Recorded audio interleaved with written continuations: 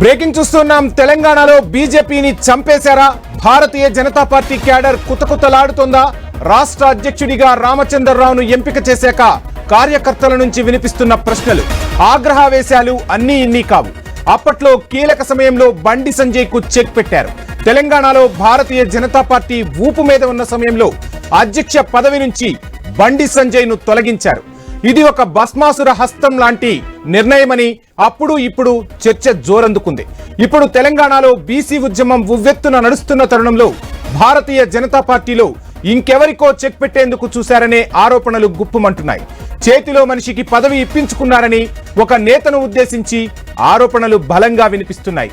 గురివిందగింజ సామెతలతో కాలం గడిపేస్తున్నారని ఆగ్రహావేశాలు వ్యక్తమవుతున్నాయి. అధ్యక్ష ఎన్నిక సమయంలో ఎమ్మెల్యే రాజాసింగ్ భారతీయ జనతా పార్టీకి రాజీనామా చేసిన రాష్ట్ర నాయకత్వం పట్టించుకోలేదు.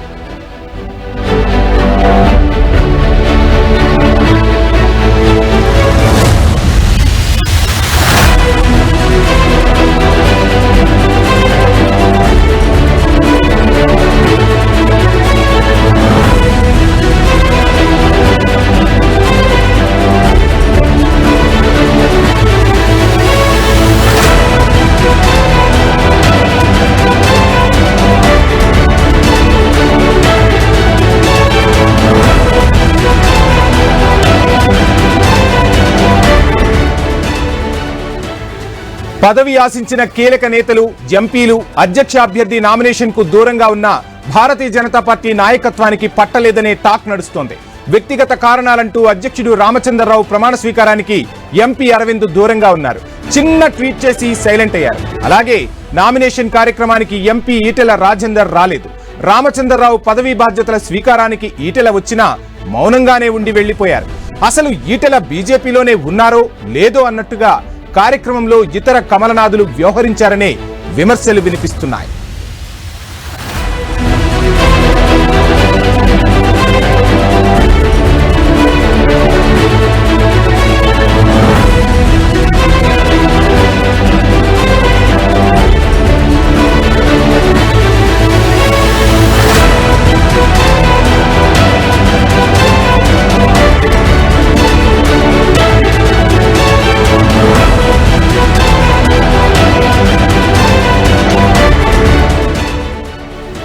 ఇక తెలంగాణలో భారతీయ జనతా పార్టీ మంచి ఊపు మీద ఉన్న సమయంలో ఎవరికి ప్రయోజనాలు చేకూర్చేందుకు ఇలాంటి నిర్ణయాలు తీసుకుంటున్నారని క్యాడర్ నుంచే ప్రశ్నలు వినిపిస్తున్నాయి. వీటికి భారతీయ జనతా పార్టీ రాష్ట్ర నాయకత్వం దగ్గర సమాధానం ఉందా అని నిలదీస్తున్నారు కూడా. కీలక నేతలు ఒకవైపే చూస్తున్నారనే ఆరోపణలు గుప్పుమంటున్నాయి. కేంద్ర నాయకత్వం దిశానిర్దేశం చేసినా తెలంగాణ నాయకత్వానికి పట్టదా అని కన్నెర్ర చేస్తోంది క్యాడర్. ఈ విషయంలో ఢిల్లీ పెద్దలను కూడా తప్పుదోవ పట్టిస్తున్నారనే విమర్శలు కాషాయ శిబిరం నుంచే వినిపిస్తున్నాయి.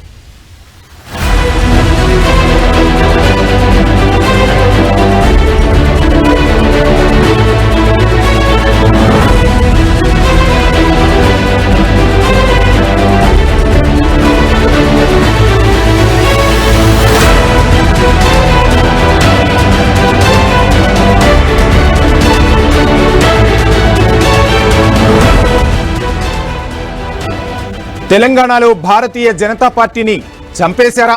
BJP cadre కుతకుతలాడుతోందా? రాష్ట్ర అధ్యక్షుడిగా రామచంద్రరావును ఎంపిక చేశాక కార్యకర్తల నుంచి వినిపిస్తున్న ప్రశ్నలు, ఆగ్రహావేశాలు అన్నీ ఇన్ని కావు. అప్పట్లో కీలక సమయంలో బండి సంజయ్ కు చెక్ పెట్టారు.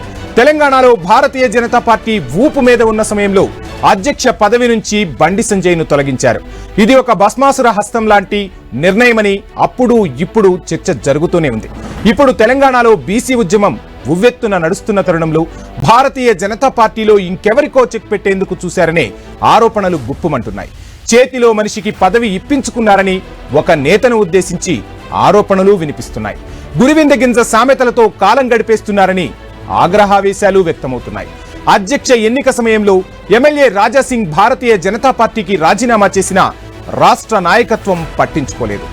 ఇక పదవి ఆశించిన కీలక నేతలు, ఎంపీలు అధ్యక్ష అభ్యర్థి నామినేషన్ కు దూరంగా ఉన్న బీజేపీ నాయకత్వానికి పట్టలేదనే టాక్ జోరుగా నడుస్తోంది. వ్యక్తిగత కారణాలంటూ అధ్యక్షుడు రామచంద్రరావు ప్రమాణ స్వీకారానికి ఎంపీ అరవింద్ దూరంగా ఉన్నారు. చిన్న ట్వీట్ చేసి సైలెంట్ అయ్యారు. అలాగే నామినేషన్ కార్యక్రమానికి ఎంపీ ఈటెల రాజేందర్ రాలేదు. రామచంద్రరావు పదవీ బాధ్యతల స్వీకారానికి ఈటెల వచ్చినా మౌనంగానే ఉండి వెళ్లిపోయారు. అసలు ఈటెల బీజేపీలో ఉన్నారో లేదో అన్నట్టుగా కార్యక్రమంలో ఇతర కమలనాథులు వ్యవహరించారనే విమర్శలు గుప్పమంటున్నాయి. ఇదే అంశానికి సంబంధించి ఫుల్ డీటెయిల్స్ అందించేందుకు మా ఇన్పుట్ ఎడిటర్ శ్రీకాంత్ జాయిన్ అవుతున్నారు. Srikanth, good morning. మొత్తంగా చూస్తున్నాం తెలంగాణ బీజేపీ అధ్యక్ష నియామకంతో ఒక్కసారిగా బీజేపీలో ఉన్న లుకలుకలు మొత్తం బయటపడుతున్న పరిస్థితి. సో ఒక రకంగా చెప్పాలంటే ఈటెల రాజేందర్ను కూడా దూరం పెట్టారు. అప్పుడు మంచి ఊపు మీద బండి సంజయ్ పార్టీని నడిపిస్తూ ఉంటే బండి సంజయ్ని పక్కకు పెట్టారు. ఎవరికో ప్రయోజనం చేకూర్చేందుకే ఇటువంటి పరిణామాలు చేస్తున్నారు. ఢిల్లీ పెద్దలకు తెలియకుండా కూడా ఇక్కడ కుయుక్తులు పన్నుతున్నారంటూ బీజేపీ నుంచి, బీజేపీ క్యాడర్ నుంచి వినిపిస్తున్న ప్రశ్నలు. సో ఎలా చూడాలంటారు? Vamshi, good morning. So Telangana రాష్ట్రంలో నిన్నటి వరకు ఒక్క లెక్క, నిన్నటి నుంచి ఇంకొక లెక్క లాగా నిజానికి భారతీయ జనతా పార్టీ రాష్ట్ర అధ్యక్ష ఎన్నికల విషయంలో కొంత బయటపడ్డది. సో ఇట్లా నేపథ్యంలో భారతీయ జనతా పార్టీ రాష్ట్ర అధ్యక్షుడి ఎంపిక ప్రజలకు తెలియని వ్యక్తి, భారతీయ జనతా పార్టీ కార్యకర్తలకు కూడా పూర్తి స్థాయిలో ఎవరికీ పరిచయం లేనటువంటి వ్యక్తిని తీసుకొచ్చారు అన్నది ప్రధానంగా ఉన్నటువంటి విమర్శ. పోతుంది ఏంటంటే ఒక బీసీకి రాష్ట్ర అధ్యక్షుడు బాధ్యత, అఫ్కోర్స్ పార్టీ విషయంలో తీసుకుంటే కనుక పార్టీ పరంగా చూసుకుంటే 40 ఏళ్ల నుంచి పార్టీ కోసం పనిచేశారు కాబట్టి రామచంద్రరావుకి ఇవ్వడంలో ఎట్లాంటి తప్పు లేదు. పార్టీ లైన్ లో చూసుకుంటే, ఎందుకంటే 40 ఏళ్ల నుంచి ఏబీవీపీ స్టూడెంట్ లీడర్ గా ఉన్నటువంటి రామచంద్రరావు ఆ తర్వాత అక్కడి నుంచి పార్టీలోనే ఉన్నారు. పార్టీలో మారి వచ్చినటువంటి వ్యక్తి కాదు. మిగతా వాళ్ళు ఎవరిని చూసినా గానీ పార్టీలు మారుతూ వచ్చిన వాళ్ళు, ఈవెన్ ఈటెల రాజేందర్తో సహా. కాకపోతే ఇక్కడ ఏంటంటే భారతీయ జనతా పార్టీ అక్కడక్కడ రాజకీయాలు చూస్తూ ఉంటుంది. బట్ ఇక్కడికి వచ్చేసరికి ఎందుకు ఇట్లాంటి నిర్ణయం తీసుకోవాల్సి వచ్చింది? రాష్ట్ర అధ్యక్షుడి విషయంలో ధర్మపురి అరవింద్ పోటీ పడ్డారు. అటు బండి సంజయ్, అఫ్కోర్స్ బండి సంజయ్ ఆల్రెడీ కేంద్ర కేబినెట్ లో ఉన్నటువంటి క్రమంలో ఇటు ఈటెల రాజేందర్ పేరును ప్రధానంగా వినిపించారు. కాకపోతే కొంతమంది కలిసి ఈటెల రాజేందర్ ని అడ్డుకొని ఆయన పేరును రాకుండా రామచంద్రరావు పేరును తీసుకొచ్చారు. మోరోవర్ ఏంటంటే ఇందులో రాజా సింగ్ ను కూడా పక్కన పెట్టారు. రాజా సింగ్ తాను కూడా నామినేషన్ వేయడానికి వెళ్తే తన నామినేషన్ వేయకుండా కుట్రపూరితంగా వ్యవహరించారు అన్నది ప్రధానంగా ఆయన చేసినటువంటి కామెంట్. సో తాను కూడా రాష్ట్ర అధ్యక్షుడు రేసులో ఉన్నాను, ఒకవేళ నేను గెలిస్తే ఖచ్చితంగా యోగి ఆదిత్యనాథ్ లాగా తీసుకెళ్తాను పార్టీని, రాష్ట్రాన్ని అంటూ ఆయన చేసినటువంటి కామెంట్. సో తెలంగాణలో భారతీయ జనతా పార్టీ నిజానికి చాలా ఊపి మీద ఉన్నటువంటి క్రమం. ఎందుకంటే బండి సంజయ్ ఎఫెక్ట్ తోటి 2% ఉన్నటువంటి బీజేపీ ఓట్ పర్సెంటేజ్ 14% పెరిగింది. సో ఆ తర్వాత 2023 ఎన్నికలకు వచ్చేసరికి 4 స్థానాలు ఉన్నటువంటి ఎంపీలు 8 స్థానాలకు, అసెంబ్లీ కూడా డబుల్ కావడం జరిగింది, 4-8 అసెంబ్లీ స్థానాలు కావడం జరిగింది. బట్ ఇట్లా నేపథ్యంలో ఒక్కసారిగా కొంత ఉద్యమకారులకు అవకాశం ఇస్తే కనుక ఈటెల రాజేందర్ లాంటి వ్యక్తికి ఇస్తే ఖచ్చితంగా పార్టీ అధికారంలోకి వస్తుంది అన్నటువంటి ఆశాభావం ఉండే. మరోవర్ ఒక పెద్ద ముద్రా సామాజిక వర్గానికి చెందినటువంటి నాయకుడు ఈటెల రాజేందర్. సో ఇక్కడ భారతీయ జనతా పార్టీలో తెలంగాణలో మరీ ముఖ్యంగా ఏంటంటే వ్యక్తి ప్రాధాన్యంగానే ఇక్కడ ఎన్నికలు జరుగుతూ ఉంటాయి, బీజేపీ గెలుస్తూ ఉంటుంది. మునుగోడు ఉప ఎన్నిక వచ్చినప్పుడు కోమటిరెడ్డి రాజగోపాల్ రెడ్డి కూడా బీజేపీ కంటే కూడా, పార్టీ కంటే కూడా అక్కడ పర్సన్ మాత్రమే గుర్తించడం జరిగింది. ఈవెన్ హుజరాబాద్ ఉప ఎన్నికల్లో కూడా ఈటెల రాజేందర్ పేరు చూస్తే బీజేపీ అక్కడ గెలిచింది. ఈవెన్ గజ్వేల్లో కూడా 2,000-3,000 ఉన్నటువంటి ఓటు బ్యాంకు ఈటెల రాజేందర్ పోటీ చేస్తేనే 60,000 ఓట్లు రావడం జరిగింది. సో ఇట్లా వ్యక్తి ప్రాధాన్యంగానే భారతీయ జనతా పార్టీకి ఓట్లు వస్తాయి తప్ప పార్టీ ప్రాధాన్యం కాదు. అట్లాంటి తెలంగాణలో ఇప్పుడు అధ్యక్ష ఎన్నికల విషయంలో భారతీయ జనతా పార్టీ చేసినటువంటి ఈ నిర్ణయం ఏదైతే తీసుకున్న నిర్ణయం ఉందో ఇది ఖచ్చితంగా బీసీ సామాజిక వర్గానికి మొత్తం కూడా అన్యాయం చేసింది బీజేపీ.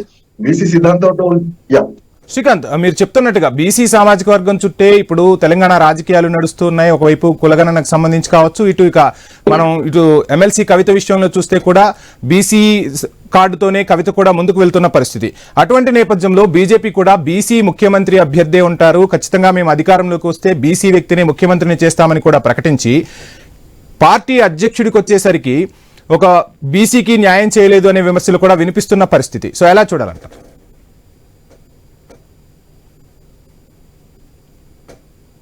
శ్రీకాంత్,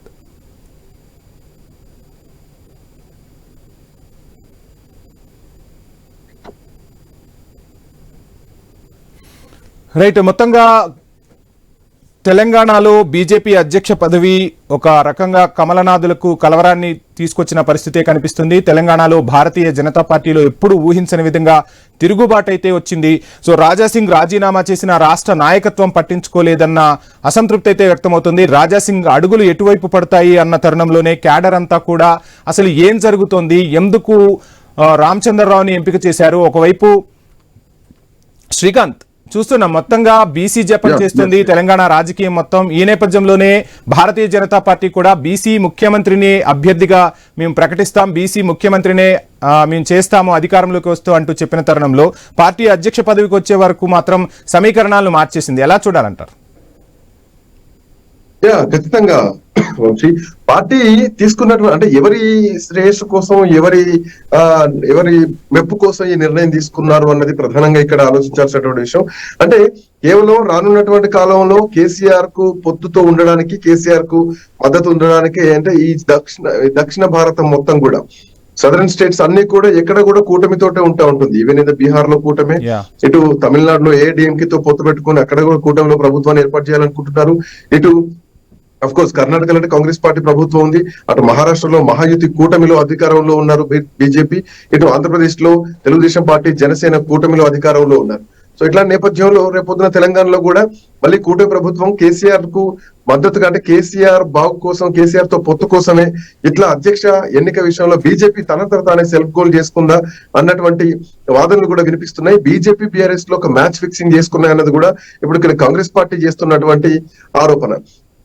సో ఇట్లాంటి నేపథ్యంలో నిజానికి అంటే భారతీయ జనతా పార్టీ తెలంగాణలో గెలిచే అవకాశాలు ఉన్నా కానీ కొన్ని నిర్ణయాలు తీసుకునేది ఏదైతే ఉందో, సో ఆ నిర్ణయాల విషయంలో మాత్రం బీజేపీ చాలా వ్యవహార శైలి మాత్రం చాలా కొంచెం ఇబ్బందికరంగా చేస్తోంది. ఈవెన్ పార్టీలో ఉన్నటువంటి కార్యకర్తలు, పార్టీలో ఉన్నటువంటి నాయకులు సైతం బీజేపీ రాష్ట్ర అధ్యక్షుడు ఎంపిక విషయంలో కొంచెం పెదవి విరుస్తున్నారు. అందరూ కూడా ఆసక్తిగా లేరు అనేది ప్రధానంగా ఉంది.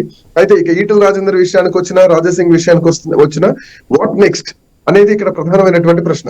ఈటల రాజేందర్ ఏం నిర్ణయం తీసుకోబోతున్నారు, అలాగే పార్టీలో ఉండబోతున్నారా, లేదంటే ఈటలకి ఏమన్నా కేంద్ర కేబినెట్ లో అవకాశం ఇస్తానన్నటువంటి మాట ఏమైనా ఇచ్చారా, ఈటల ఉంటే ఏంటి పోతే ఏంటి అనే అట్లాంటి భావజాలానికి ఏమైనా వచ్చారా? సో ఇవన్నీ చర్చలు నడుస్తున్నటువంటి క్రమంలో రాజాసింగ్ అందరికంటే ముందే బాంబు పేల్చారు. ఆయన పార్టీకి గుడ్ బై చెప్పేశారు. మీకు మీ పార్టీకి దండం, తెలంగాణలో గెలిచే అవకాశాలున్నా గెలవనియరు, అండ్ ఈ పార్టీని భూస్థాపితం చేయడానికి కొంతమంది పెద్దోళ్ళు ప్రయత్నం చేస్తున్నారు. ఈ తెలంగాణలో పార్టీ నాశనం కావడానికి కారణం కూడా కొంతమంది పెద్దోళ్ళే అంటూ కూడా ఆయన ఇండైరెక్ట్ గా కిషన్ రెడ్డిని ఉద్దేశించి మాట్లాడినటువంటి అంశాలు కూడా ఉన్నాయి. అయితే తాను అవసరమైతే రాజీనామాకు స్పీకర్ ఫార్మేట్ లో రాజీనామా పంపండి అని అంటే భారతీయ జనతా పార్టీ ఇప్పటికీ దీనిపైన రెస్పాండ్ అయింది. ఇది ఎమ్మెల్యేగా ఉన్నారు కాబట్టి జాతీయ అధ్యక్షుడికి లేఖను పంపిస్తామంటూ అటు ఒకవైపు రాజాసింగ్ ఎపిసోడ్ నడుస్తూనే ఉంది. సో రాజాసింగ్ ఎపిసోడ్ అట్లా ఉంటే ఈటలది కొంత క్వశ్చన్ మార్క్ కనిపిస్తూ ఉంటే, ఇప్పటికీ ధర్మపురి అరవింద్ కేవలం ట్వీట్ తోటి సరిపెట్టారు. కీలకమైనటువంటి కొంతమంది నాయకులు ఈ ఏదైతే నిన్న ప్రమాణ స్వీకార కార్యక్రమం ఉందో, అధ్యక్ష బాధ్యతలు స్వీకరించే కార్యక్రమం, ఆ కార్యక్రమానికి రాకపోవడం, ఈటల వచ్చినా కానీ పెద్దగా పెద్దగా కనిపించకపోవడం, ఇవన్నీ కూడా కీలకమైనటువంటి నాయకులు రాకపోవడం బీజేపీలో కొన్ని క్వశ్చన్ మార్క్స్ అయితే కనిపిస్తున్నాయి. అంత దూకుడుగా బీజేపీ తెలంగాణలో ముందుకు వెళ్ళగలుగుతుందా? ఈ అధ్యక్షుడు ఎట్లాంటి చేంజ్ ఓవర్స్ తీసుకురాబోతున్నారు? ఎందుకంటే తెలంగాణ రాజకీయాలు మొత్తం కూడా ఒక మాస్ పాలిటిక్స్ నడుస్తూ ఉంటాయి. రేవంత్ రెడ్డి ఒక mass politician, KCR mass politician, even KTR, Harish Rao, Kavitha అందరూ కూడా ఒక మాస్ పొలిటీషియన్. అట్లాంటి ధోరణిలో తీసుకుపోగలుగుతారా? అంత ప్రజాదరణ ఉందా? అంత ప్రజల్లో ఫెమిలియర్ అయి ఇప్పుడున్నటువంటి అధ్యక్షుడు అన్నది కూడా కొంత ఆశ్చర్యకరంగా ఉంది. శ్రీకాంత్, మీరు చెప్పినట్టుగా మనము మిగతా రాష్ట్రాల్లో అంటే దక్షిణాదిపై బీజేపీ అయితే కాన్సన్ట్రేట్ చేసింది, సొంతంగా అధికారంలోకి వచ్చే రాని పక్షంలో అక్కడ పొత్తులు పెట్టుకుని అధికారంలో కొనసాగుతున్న పరిస్థితి. కానీ తెలంగాణకు వచ్చేసరికి పూర్తి భిన్నంగా ఉన్న పరిస్థితి. ఎమ్మెల్యే సీట్లను గెలుచుకుంది, ఎంపీ సీట్లను గెలుచుకుంది, పార్టీ బలంగా ఉంది. ముఖ్యంగా గ్రామీణ ప్రాంతాల్లో వదిలేస్తే నగరాల్లో కాస్త పార్టీ బలంగా ఉన్న పరిస్థితి. రాజాసింగ్ లాంటి వాళ్ళు ఎక్కడ గెలవని టైంలో కూడా గెలిచి చూపించిన పరిస్థితి. సో ఇటువంటి తరుణంలో పార్టీ కార్యకర్తలు ఆవేదన వ్యక్తం చేస్తున్నట్టు, రాజాసింగ్ లాంటి వాళ్ళు ఆవేదన వ్యక్తం చేస్తున్నట్లు, తిరుగుబాటు చేస్తున్నట్టుగా, అంటే అధికారంలోకి వచ్చే సూచనలు ఉన్నా కానీ మన పార్టీలోని నాయకుల వల్లే మనం అధికారంలోకి రాలేకపోతున్నాం అనేది బాగా వినిపిస్తున్నమాట. సో తెలంగాణ రాజకీయానికి మిగతా అంటే దక్షిణాది రాష్ట్రాల రాజకీయానికి భారతీయ జనతా పార్టీ చాలా తేడా ఉంది. ఈ తేడాను అధినాయకత్వం ఎందుకు గమనించలేకపోతుంది? ఎలా చూడాలంటారు? అంటే మీరు అన్నట్టు కరెక్ట్. తెలంగాణలో ఒక ప్రత్యేకమైనటువంటి శైలి ఉంటుంది.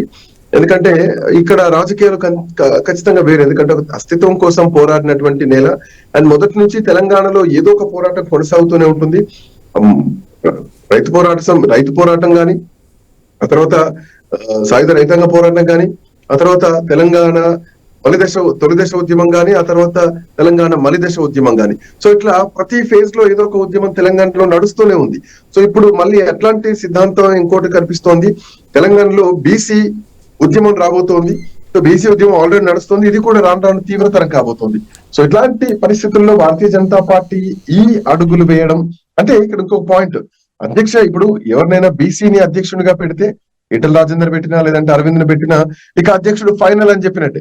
అయితే ఇక్కడ ఒక అగ్రవర్ణానికి చెందినటువంటి అధ్యక్షుని పెట్టారు కాబట్టి ఇంకా ఇక్కడ అవకాశం ఉంది బీసీని అధ్యక్షుని చేయడానికి అన్నటువంటి ఒక సంకేతాన్ని కూడా భారతీయ జనతా పార్టీ అధిష్టానం ఇచ్చింది అని చెప్పడంలో కొంత ఇండెప్త్ మాత్రం కొంత అర్థం కనిపిస్తుంది. ఇంకా కూడా అవకాశం ఉంది. ఇంకో బీసీ నాయకుడికి అంటే ఎన్నికల కంటే ముందు ఒక బీసీ నాయకుడికి అధ్యక్ష పదవి ఇవ్వచ్చేటువంటి అవకాశాలు ఉండే ఛాన్సెస్ అయితే కనిపిస్తున్నాయి. దాంట్లో అది బండి సంజయ్ అవుతారా లేదంటే ఈటల రాజేందర్ అవుతారా అన్నది మాత్రం చూడాలి. ఒకవేళ ఈ లోపే ఈటల రాజేందర్ వెళ్ళిపోతే గనక ఖచ్చితంగా ఎన్నికలకు సంవత్సరం ముందు అధ్యక్షుడి ఎంపిక మళ్ళీ ఉండే అవకాశాలు ఉంటాయి. ఒకవేళ అది అట్లాంటి ఛాన్స్ ఉంటే కనుక అప్పుడు బండి సంజయ్కి అవకాశం ఉంటుంది. సో ఇప్పుడున్నటువంటి సినారియోలో మాత్రం ప్రస్తుతానికి బీజేపీ అధ్యక్షుడి ఎంపిక జరిగినా కానీ ఇది కేవలం ఇప్పటి వరకు మాత్రమే దీన్ని చూడాలి అన్నది మాత్రం ఒక సంకేతం కనిపిస్తోంది. భవిష్యత్తులో మళ్ళీ మార్పులు చేర్పులు ఉండొచ్చు. శ్రీకాంత్, చూస్తున్నాం ఈటెల రాజేందర్ కు చేరికల కమిటీ చైర్మన్ గా బాధ్యతలు అప్పగించారు. ఆ చేరికలు ఎంతవరకు కొనసాగాయి అనే దానిపై కూడా బీజేపీ అధిష్టానం కసరత్తు చేసినట్టుగా తెలుస్తుంది. అనుకున్నంత రీతిలో ప్రభావం చూపలేకపోయారు. అందుకనే ఈ అధ్యక్ష పదవి వచ్చేసరికల్లా కాస్త సమీకరణాలు మారాయని మనం భావించాల్సి ఉంటుందా? అదేవిధంగా ఈటెల రాజేందర్ వచ్చేసరికి వామపక్ష భావజాలానికి సంబంధించిన వ్యక్తి, ఆర్ఎస్ఎస్ భావజాలం ఉన్న వ్యక్తులే పార్టీ అధ్యక్షులుగా కొనసాగాలనే ఒక నినాదం కూడా వినిపిస్తుంది. నిజంగా ఈ ఈక్వేషన్స్ ఎంతవరకు అధ్యక్ష పదవికి దోహదపడతాయి, ఎలా చూడాలంటారు? అట్లాంటి సిద్ధాంతం భారతీయ జనతా పార్టీలో మీరు అన్నట్టు ఒకప్పుడు ఉండే గానీ ఇప్పుడు అట్లాంటివి లేవని చెప్పాలి. ఎందుకంటే నైనా నాగేంద్రన్ ఇక్కడ మన ఎగ్జాంపుల్ తీసుకుంటే ఏఐడిఎంకే లో మంత్రిగా పనిచేసినటువంటి వ్యక్తి తమిళనాడు రాజకీయాల్లో.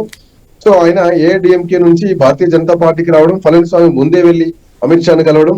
సో మావాడు అధ్యక్షుడు కావాలంటే అంటే మీతో పొత్తు పెట్టుకోవాలంటే మావాడు అధ్యక్షుడిగా ఉండాలి, తో పాటు మీ ఏదైతే అన్నమలై ఉన్నాడో అన్నమలైని తప్పించాలి. ఎందుకంటే అక్కడ బీజేపీ వర్సెస్ ఏఐడిఎంకే కంటే కూడా అన్నమలై వర్సెస్ ఏఐడిఎంకే లాగా ఉంది. సో రేపు పొద్దున బీజేపీతో పొత్తు పెట్టుకోవాలంటే కనుక అన్నమలై అడ్డంకిగా ఉంటారు. సో అన్నమలైని అక్కడి నుంచి తప్పించేసి ఏఐడిఎంకేకు నమ్మకమైనటువంటి వ్యక్తి నైనా నాగేంద్రన్ ఆ పార్టీలో మంత్రిగా పనిచేసినటువంటి వ్యక్తి బీజేపీలో చేరి రాష్ట్ర అధ్యక్షుడయ్యారు. సో ఇక్కడ ఇద్దరు పొత్తు కూడడానికి చాలా ఈజీ వే అయిపోయింది. సో ఖచ్చితంగా ఆర్ఎస్ఎస్ భావజాలం ఉండాలి, ఖచ్చితంగా బీజేపీ కార్యకర్త పనిచేయాలి, 20 ఏళ్ళు ఖచ్చితంగా బీజేపీలో ఉండాలి, 2-3 ఎన్నికల్లో పోటీ చేయాలి, ఇట్లాంటి సిద్ధాంతాలు బీజేపీ బయటకు వచ్చేసింది. ఈవెన్ అన్నమలై విషయంలో కూడా మనం అదే ఎక్స్పెక్ట్ చేయొచ్చు. అన్నమలై కూడా ఒక ఐపీఎస్ ఆఫీసర్ గా ఉండి బీజేపీలోకి రావడం జరిగింది. ఆ పదవిని వదిలిపెట్టి రాజీనామా ఆ ఉద్యోగానికి రాజీనామా చేసి ఆయన రావడం జరిగింది. సో ఇక్కడ పాయింట్ చూస్తే గనక బీజేపీ ఆ సిద్ధాంతంలో లేదు. బీజేపీకి రాజకీయం కావాలి. బీజేపీ అక్కడ ఆ రాష్ట్రంలో అప్పుడున్నటువంటి పరిస్థితుల ప్రకారం నిర్ణయం తీసుకొని రాజకీయాలు చేయడమే బీజేపీ సిద్ధాంతం కనిపిస్తోంది తప్ప సపరేట్ గా పార్టీ అఫ్కోర్స్ అంటే ఈ లెక్కను చూసుకుంటే కనుక మరి తెలంగాణ రాష్ట్రంలో అధ్యక్ష ఎంపిక చాలా ఖచ్చితంగా జరిగిందని చెప్పాలి. ఏది పార్టీ లైన్ లో చూస్తే, ఎందుకంటే 40 ఏళ్ళ నుంచి పార్టీకి లాయల్ గా ఉన్నటువంటి వ్యక్తికి అధ్యక్షుడి పదవి ఇచ్చారు కాబట్టి ఇది పార్టీ లైన్ లో ఒప్పుకోవాల్సినటువంటి విషయమే. కానీ ఒకవేళ ఈటలకే ఇస్తే అన్నది మీరు ప్రశ్న ఇచ్చారు కాబట్టి సో ఈటల విషయంలోకి వచ్చినా భారతీయ జనతా పార్టీ అట్లా నిర్ణయం తీసుకునేటువంటి అవకాశం లేకపోలేదు. తమిళనాడు ఎగ్జాంపుల్ చూసుకుంటే కనుక సో తెలంగాణ రాష్ట్రం విషయంలో బీసీ నినాదాన్ని పక్కన పెట్టి పార్టీ నినాదం మాత్రం పార్టీలో లాయల్ గా ఉన్నటువంటి వ్యక్తికి అధ్యక్ష పదవి ఇవ్వడం జరిగింది. Right, thank you Srikanth.